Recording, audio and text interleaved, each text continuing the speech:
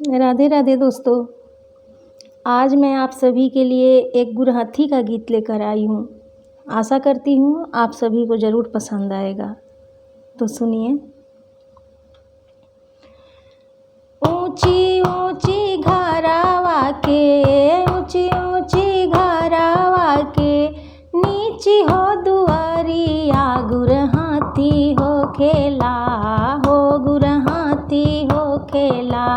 हमरा श्याम सुंदर दीदी के गुरहथी हो खेला, हो गुरहथी हो खेला। हमरा श्याम सुंदर दीदी के गुरहथी हो खेला, हो गुरहथी हो खेला। ऊंची ऊंची घरावा के, ऊंची ऊंची घरावा के, नीची हो दुआरिया गुरहथी हो खेला, हो गुरहथी हो खेला। हमरा श्याम सुंदर दीदी के गुरहथी हो खेला, हो गुरहथी हो खेला। हमरा श्याम सुंदर दीदी के गुरहथी हो खेला, हो गुरहथी हो खेला। पीतर के हार जनि चढ़ैया भसुर साले हो जवार जानेला, यूपी बिहार जानेला। हमरा पापा जी के नामवा शहर जानेला, हो शहर जानेला। हमरा पापा जी के नामवा जवार जानेला, यूपी बिहार जानेला।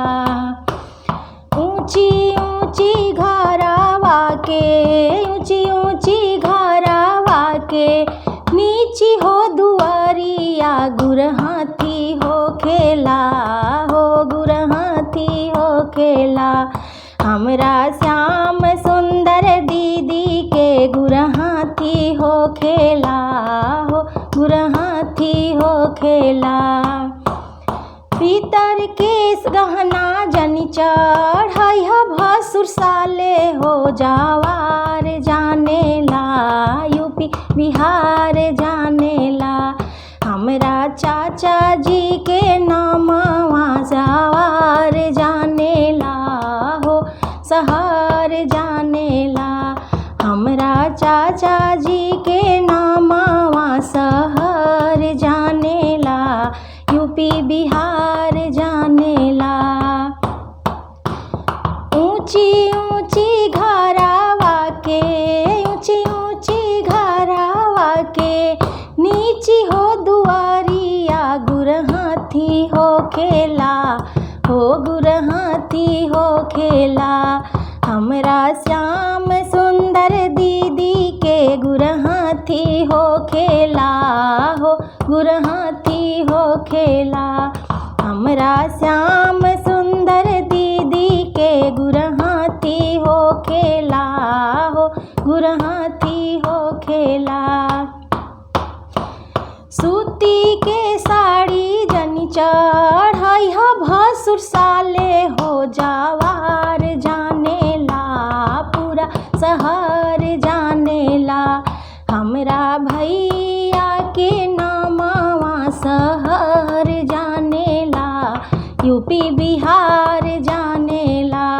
हमरा भैया के नामवा शहर जानेला, हो जवार जानेला। हमरा भैया के नामवा जवार जानेला, हो शहर जानेला।